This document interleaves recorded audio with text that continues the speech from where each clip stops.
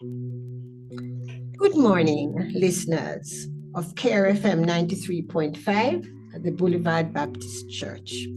Well, we are here again another Sunday morning, and we really want to give God thanks for another day. This is a health and wellness segment of this this radio program, which has been lacking for a little while because we were off air for a while, but we are back again. And this time, I know we are going to have a lot of interesting topics for you. And I hope that you will listen in each Sunday as we, explore different topics about our health and wellness. Now, this morning, it's a little different what we are doing because we have invited someone who is going to talk to us about health and wellness, who we might not expect to be talking about health and wellness. So let me introduce you to Mr. Edgerton Newman. I think that a lot of persons probably know him because he's been on the news a couple of times. And, usually he's talking about transport operators and what have you. But I came to understand that they also, in his organization, have some real focus on health and wellness or healthy lifestyles. So we invited him to come in to have a talk with us because he came to church here at the Boulevard a couple of weeks ago with his team. And, we heard how interesting the movement was now in involving different persons who are not just taxi operators, but other persons who are transport operators and people who take these taxis and different buses and so on. So they're talking about the individual as much as they're talking about the people who belong to their organization. So this morning, I just really want to welcome you, Mr. Newman. Thank you for taking the time to come. And I am going to ask you now to tell us what your term TODSS, TODSS, what it stands for and what really it means. What is your organization all about? Thank you very much. I'm happy to be here with you this morning to look at health and wellness, and with special focus in the public transport sector and the commuting public. But first of all, you speak to the term TODSS, TODSS. Now, it's a long name, the Transport Operators Development Sustainable Services, which of course is an organization designed to look at the development of the public transport sector in various areas, logistics, promotion, training, and development. So while the name is long, all aspects, all words in the name come together to build a better public transport sector in Jamaica. And so that is in essence what TODSS is all about, a development organization for the public transport sector. Right, and you just added the commuting public as well, which I had to highlight, and that's really what I meant when I was talking about individuals. It's people like me and anybody else who traverse the roadways in Jamaica, So what is this about lifestyle then, that healthy lifestyle that you have taken on as a part of your mandate? What is it that you are thinking about when you are talking about healthy lifestyle? Thank you. In preparing to share with you this morning, I do a bit of research over the past 13 months, since last year, January to now, to the month of February, and I found out that we have 18 members that I am aware of within the sector who died because of lifestyle challenges. Right. And of course, they are drivers, they are conductors, and most importantly, a few of them are investors. And what caused this? Poor health management. And the fact is, I'm not speaking to commuters now, just the people who are engaged in the trade of public transportation or the public transportation sector. Right. Because we look at health in three areas, and I want us to note them. And I call them health disorder. Family is one part, work, community, and peer. What do I mean? And I call it the FWCP disorder. And this is how these persons lost their lives. Poor family management and engagement for a taximan or a busman. No time for family life, and we consider that as poor family life. Here is a bus driver who lives in the hills of St. Mary and have to leave his home at 5 in the morning to take people down to Coronation Market and complete a day at 10 in the night. Right. Quite likely to prepare or wash that vehicle. Gonna take another hour or two to be out in the morning. So he gets at least 4 hours rest. No, that's no time with family. Yeah. No relaxation. Right. And he will do this 7 days for the week. Now, there is a problem there, and that's a family disorder with that transport operator. Workplace disorder. That bus operator traverse 25, 30 miles, and within that 30 miles, he'll meet the police 7 times. Within the 30 miles, and 7 times per day. He can end up getting infringement, causing him to get 7 tickets in 1 day. He's worried, his mind, so his workplace, bad road condition and everything, this caused disorder. So it's a workplace because the road is a workplace of the operator, including you as a passenger sometimes create disorder when he's working. You want this type of music to be played, you want to come off where there's no bus stop, and he knows if he lets you off where there's no bus stop, the police is gonna come to him. And so all these is engaged in that operator, the workplace. The community disorder. This may be rare because he has no time for his community, but the people in the community don't get to be engaged with him, and he has no time to be engaged with the community, and he wants to engage with the community, and this can impact his lifestyle because there is no time to relax and refresh, unwind. And the final one is peer disorder. My friend drive a good bus. My friend have nice music. I don't have none because the boss, I don't put no music, and the police can have no music. And so I have less passengers, while my friend have all the passengers that he can get because of the type of music he plays, the color of his bus. And so that's also we consider as a peer disorder. My friend will make 25,000 for a day. I only can make 11 because of the quality of my bus or my taxi for that matter. Right. You don't want to take my taxi because it doesn't look good. It's an old school taxi I have, right? And so the young people want to take the 2013 type of vehicle, 2015 vehicle, nice up-class vehicles.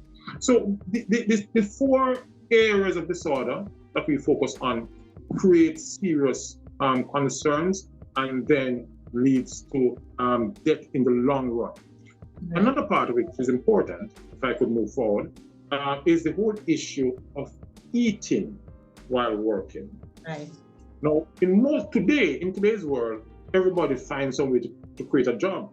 So the loaderman that will meet, he has to get to work. So loading is his job. So guess what? The driver sits in that bus and allow the loaderman or the backup man to load the bus.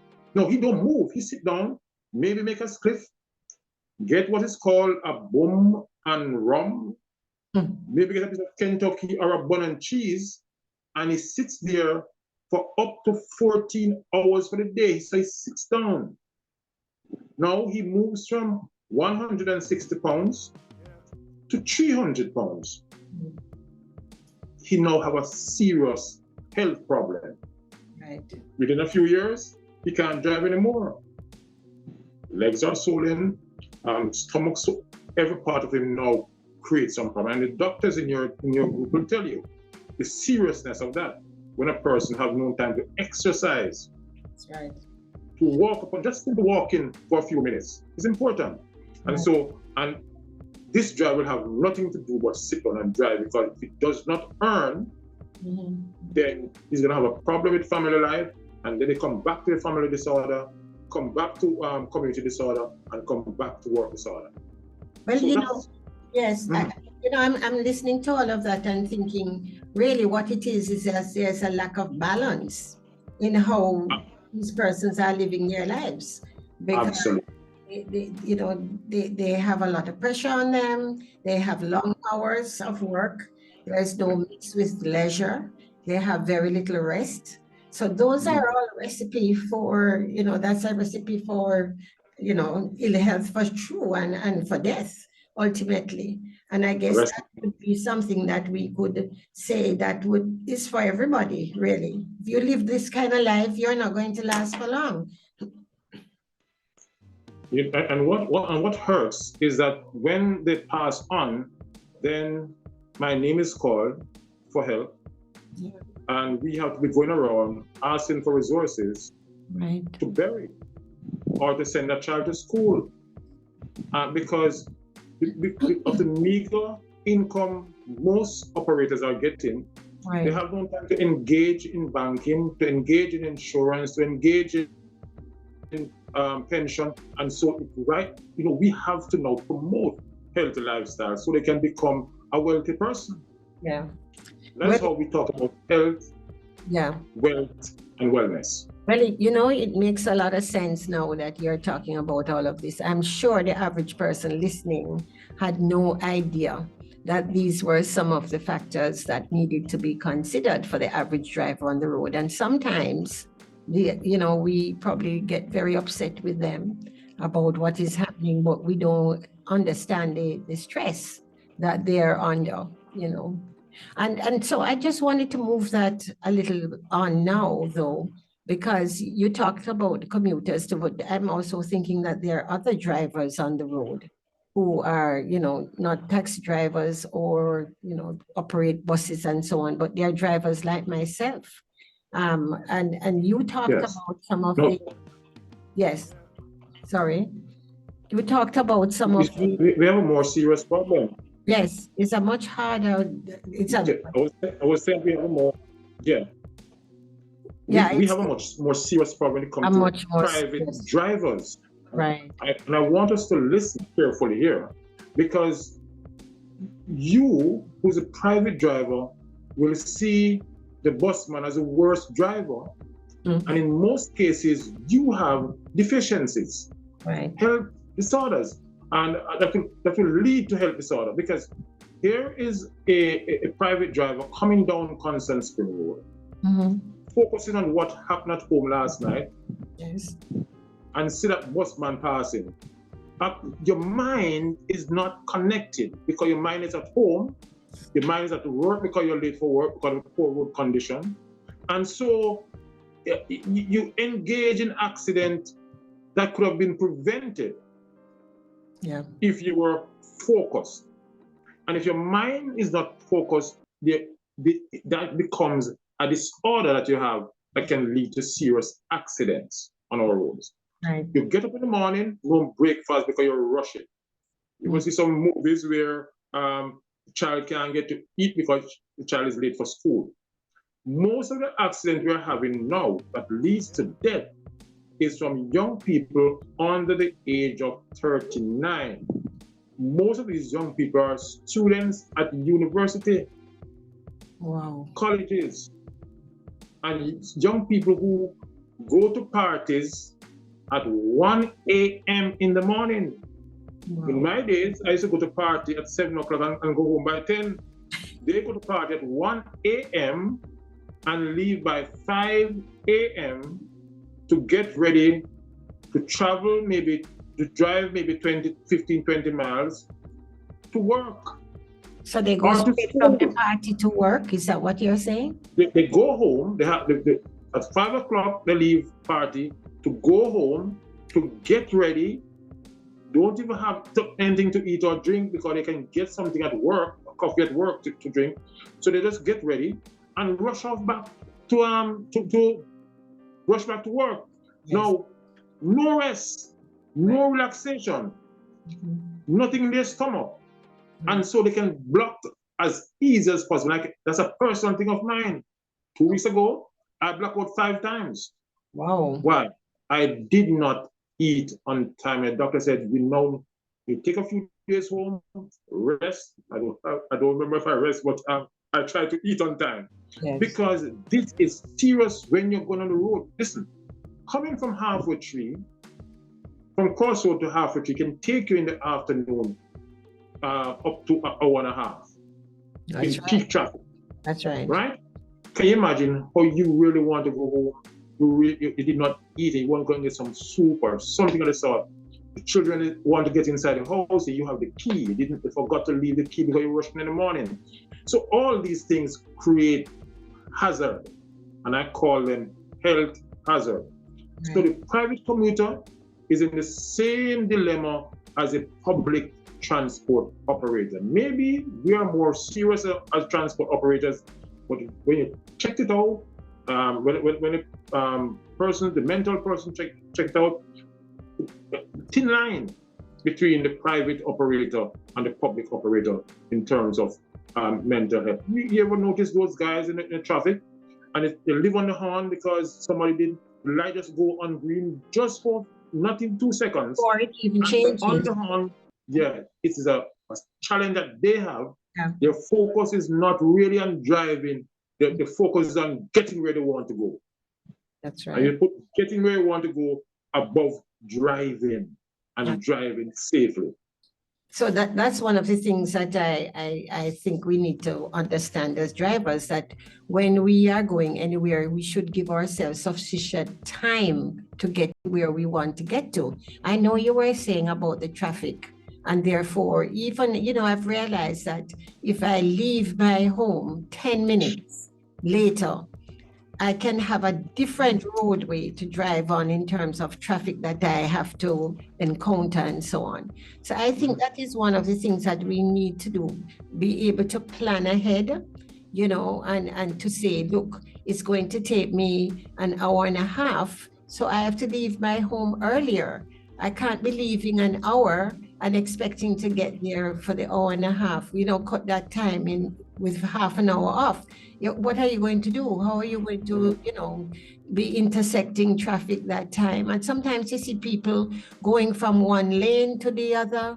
And as you said, blaring the horn because you're not moving fast enough, that kind of thing. So the time that we prepare to get to where we need to get to, we need to have enough time so that we are not rushing, to get to where we need to go. So I can take that quite enough. Yes, enough rest, enough relaxation and enough time. Very important. Right. Give yourself at least 45 minutes. If you're supposed to reach at work 8 o'clock, the driving you think will take an hour. No, you take an hour and 45 minutes. So eventualities will come.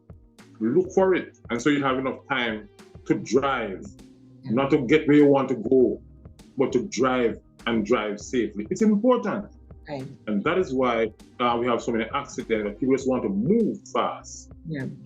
And as you said, that timing though, a half an hour, you have to sometimes say to yourself, okay, it takes half an hour to get there, but it could be that there is something that happens on the road. So give yourself a little extra time beyond that half an hour, even sometimes, so you can get there, That is exactly. Time.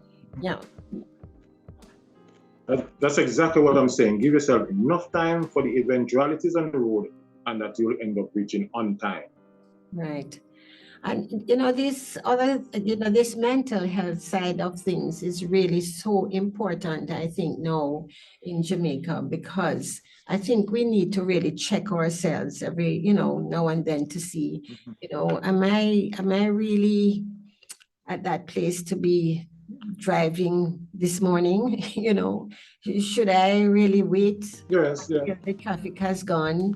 Because I know that I'm not in the best frame of mind. I'm thinking Yes. of people who are under stress. You were talking about the drivers, the taxi drivers and the transport people. But there's generally so much stress that is there. And sometimes I think when we drive off, we really need to just put ourselves in that frame of mind where we Yes. say to ourselves, we are going to just arrive safely. We're going to take our time. We are going to slow down. It's a consciousness that you need to employ, and put yourself at that place where you know that, yeah, I'm in the best frame of mind for moving off now. And not leaving when you're angry, you've just had an argument with someone in the family, you're really upset, and you drive off in that same state of mind, and you hit the road, and the first person that does something that is out of what you think is order, then you're going to react, And I always say to my operators, and it's 47,000 of us, on my channels, I say to them, listen, if you are not feeling well, if you have a problem at home, you had a quarrel with your wife or your husband, or your girlfriend, and if you're thinking about it on the road, just pull over, take 5. That's right. Just take 5, get some water, move again. Yeah. Secondly, if you have, you feel sleepy on the road, pull over, take 5. Not take 5 to sleep, but take 5 to rest. Because it's hard to sleep in 5 minutes. And the condition of our country now, you can't sleep anywhere.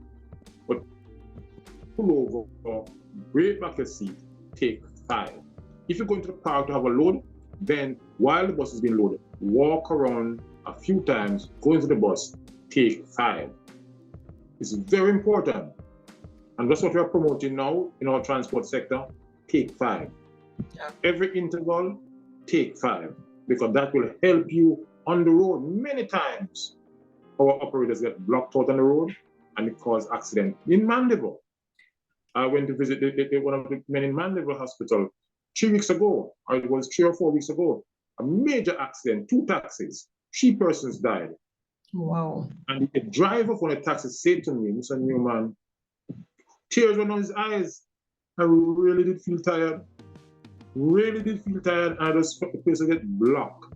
I said, did you eat this morning, in the morning? Remember, sir. He did not eat.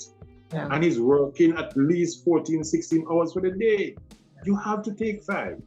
And that is why we are pushing at this moment for this health, wealth, and wellness fair. And Boulevard is going to be very involved in this. Yeah. And we're going to engage Boulevard in this process because the church is a key instrument to promote health and wellness. I'm a churchman, and I know that for a fact. Because when you speak to that mother, the son is not coming to the church, but the mother is at church, the sister is at church, and the picnic them playing part war is at church. And if they can take the message home, we no longer have round table dinner. But when you sit on the mat or the bed or the couch, you talk to everybody about tomorrow morning's travel. Yes. And what time you should wake up and what you should do. It's very important, that family talk, because we have already lost close to 100 persons since the start of the year in traffic accident. And if we continue this trend, we could lose 540 persons this year if we continue on this trend. So who will be the next person to lose his or her life? Could be one of my family. So we have to send this message about wellness If you want wealth, just be healthy. Right. If you want wealth, stay healthy. If you don't take care of yourself, you can lose your life and you won't know that you're gone. Yes. Stay healthy. Yes, very important. Thank you for that. And so when we're talking about the take 5, I want to also say that you can be sitting in a car at the light, you know, and you just take 5 deep breaths and breathe out again, you know, just calm yourself. Put some And I music go, on. yeah, let me go further. Yes. Sit down, always have a bottle of water, not juice. I love Pepsi. Don't use Pepsi. Just a bottle of water. While at the light, you take a sip of water. That is very important. But 1 sip, 2 sip, 10 sip, depends on the length of time. And then you move on. It opens you up. Taking something, don't go on the phone. Just have a drink of water. Move on. Yes. And if you notice what the busmen will do, which is wrong, is they will have a cup with some alcohol in it, right? The rum and the boom, which is wrong. They will have the beer, which is wrong. And they will take a sip at a time, which is wrong. I am saying use water. Very important. And the thing is, if you take it to another level with, you know, the regular person, I know that sometimes people take their breakfast with them on the road. And if you have something hot in your hand, you know, and you have to step on your brake or something, I've seen people, you know, driving along and they're eating and they're drinking. And then, you know, you don't know what can happen in the split, in a minute, in a second, rather. Something can happen. Your response is such that, you know, you're going to cause yourself harm. Let me warn motorists. Let me warn you, don't use anything hot while driving. You shouldn't be drinking any at all, a matter of fact. Yeah. And worse, you have you drinking your tea. I've seen that at stoplight. My daughter will do that. And I said, listen, stop it. Yes. If you want something hot to drink, pull over for 5. Yeah. Drink something hot, throw away the rest. Don't leave it in the car, throw it outside. If you have something to eat, pull over, take 5. Or when you wait until you reach where you're going. You can wait. You won't die for hunger, right? So either pull over or you take 5 and take 5, or you wait until you reach. Don't eat while driving, especially if it's hot. Yes. Don't drink while driving, especially if it is hot. Yeah. That is serious trouble. Yeah. That thing drop in your lap. Yes. You're a deadbeat. You're going to do an automatic response to that. Absolutely. Right? You don't have time to think. You're just going to react immediately, you know, and then that you hurt yourself. A beef or a wasp in the car can cause major accident. Yes. What says something hot drop on your leg? Yeah, definitely. Yeah, well, wonderful. Some of these thoughts that you're bringing to us this morning, really food for thought. You know, something that came to my mind though, if you're in a situation where, you know, it's an emergency and we have to get to, say, the hospital or to the doctor very quickly, what would you say to the average driver who has to move quickly in that situation? What is it that is the best thing for the driver to do? Well, if the driver is in a position where he can drive, then drive himself or herself to the hospital. Now turn on all the lights that you have in the car. If you can keep bracing the horn at every interval, so the way will be cleared for you. Because although sometimes we as motorists don't care who is coming, whether it's the police or the ambulance or the fire truck, we stay in the road. And they must wait behind us until we want to stop or pull over. Now, but it's the easiest way to do. If you have somebody to drive you, because it's going to be hard if you're sick, if you're ill, if you're in an accident, if something happened to you. Now, it's going to be a problem, and you don't want, you know, you can drive to medical attention, drive yourself there, but keep pressing the horn, keep the headlights on, the full flasher, everything on. People understand that this is an emergency. If you can call somebody, then Yeah, I was Go ahead. trying. I'm thinking though that, don't do anything that is outrageous. You still have to be very cautious, right? Yeah, yeah, So that is the thing that I'm thinking about too. You have to be still consciously doing what you're doing. Don't panic. Try to think what's the best way for me to get from point A to B. And as you're saying, turn on your lights and so on. But don't start to do dangerous driving. absolutely. You're right. And sometimes we will say to the driver, to the operator, listen, if you know you can't manage to take yourself to medic, just stop. Somebody will see you and you ask for some form of help. Right. Because you might block out. You might think you can go, and when you reach part where you're blocked out and matters become worse. So pull over. That's right. Call for help. Yeah.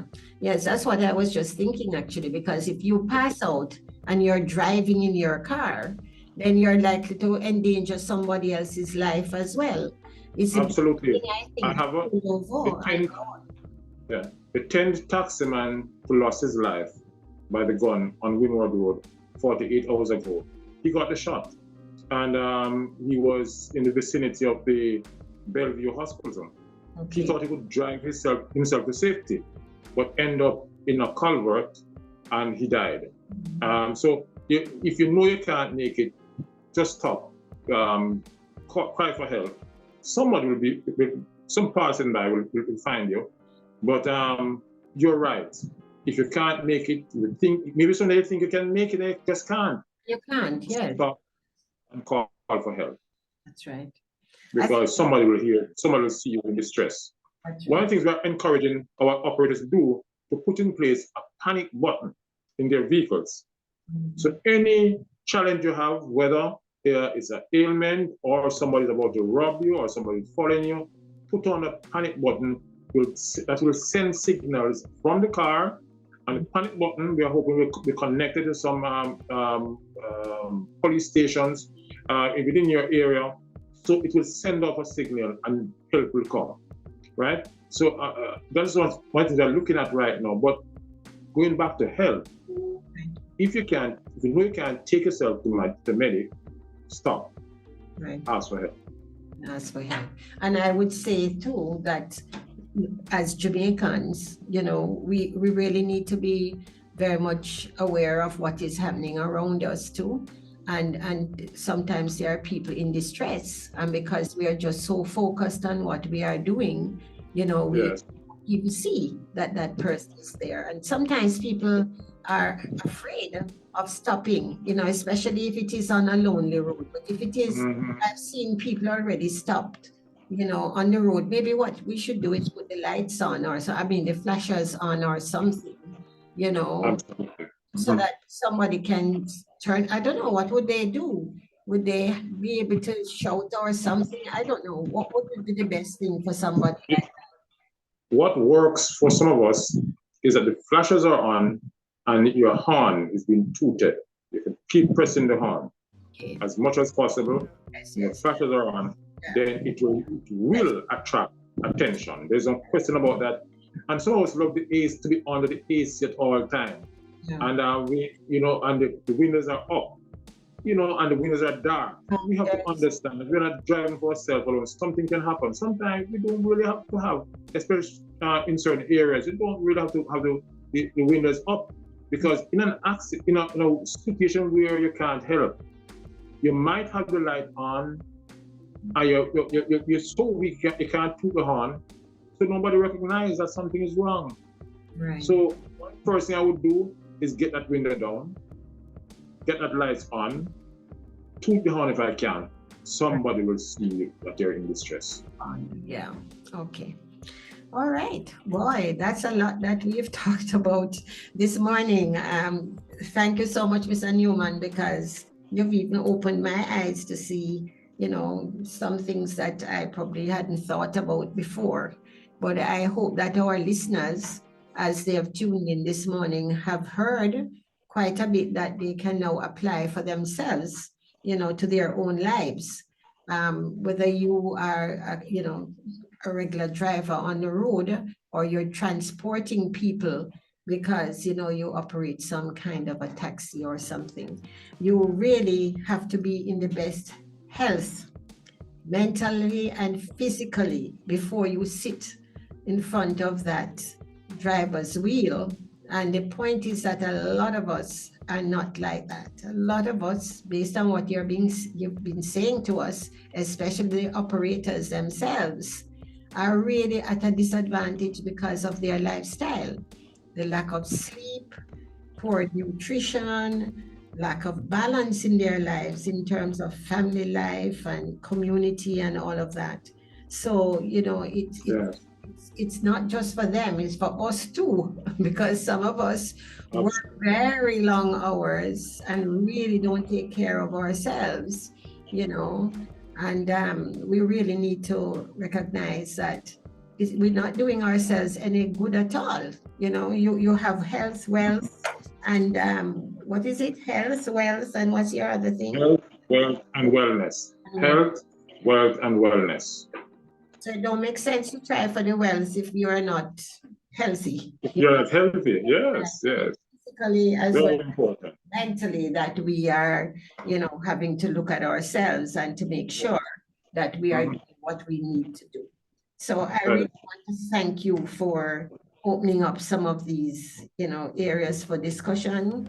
I am so happy to hear about what you are doing as an organization. And I think, it's giving us hope for what we think can happen in the future for our drivers on the road, the people who offer commuters the opportunity to get from point A to B. We want to be in safe hands, and to be able to take public transport or whatever and know that we can get to where we are going because people are in the best of health, the best health that they can be, and they're taking care of themselves. So I know you're going to have a wellness fair or something. You want to just say quickly about that? Thank you. On the 6th of April, we're hoping to be having a major health, wealth, and wellness expo. We're bringing a whole team of dentists, doctors, right at the Boulevard, the Mitchell Super Center. Yeah, and we're having some challenge with the facility now, so we might change to your courtyard, but I didn't say that yet. But that's the start of it. And it's a series, 13 of them before the end of the year across the island, because of our concern for the health of our operators and the health of our commuters. And you will hear more about it. We're going to have some live broadcasts and people coming and speaking about the different aspects of health and body care, tooth care, you name it. And so a young lady said to me this morning, sir, I can't drive because my teeth is hurting me. Yeah. And it giving me a block out. I said, see there? That's what I said to myself, see there? So the pieces are coming together. Can you imagine? She's driving it, she got a block out somewhere on the road. That's it. Yeah. So look out for our program. We're going to be engaging the Boulevard Baptist Church in the upcoming one, and wherever we go across the island, we'll be engaging the churches to participate and the schools to participate in these activities. Wow. Thank you so much. So we really do pray God's blessing on you and your organization, all the persons who are out there trying to make a difference for the people who drive and those who take the transportations as well, different types of transportation, because the commuters are as important. But I just really want to applaud your organization. I know you are very dedicated to what you're doing, and we really just pray now God's richest blessing on you and the plans that you all have for the year ahead. Know that it is going to make a difference. So thank you so much for being with us this morning. Really appreciate it. Thank you, and thanks to the Boulevard Baptist Church family. You know, I'm coming close up Boulevard member now, you look out for that. Oh, we want you. Thanks to your pastor, yes. So the next time you see me, you'll see me in church, eh? All right, wonderful. Yes, and so we just want to thank you all for listening in, and please know that we have a counseling ministry here at the Boulevard Baptist Church on a Saturday morning from 9 to 12. And also we want to welcome you to our church if you don't have a church home. So we give thanks to God for all that He's doing among us. And we just want to say this morning, God is good. He's good all the time. Continue listening to our radio program, 93.5 CARE FM. Thank you.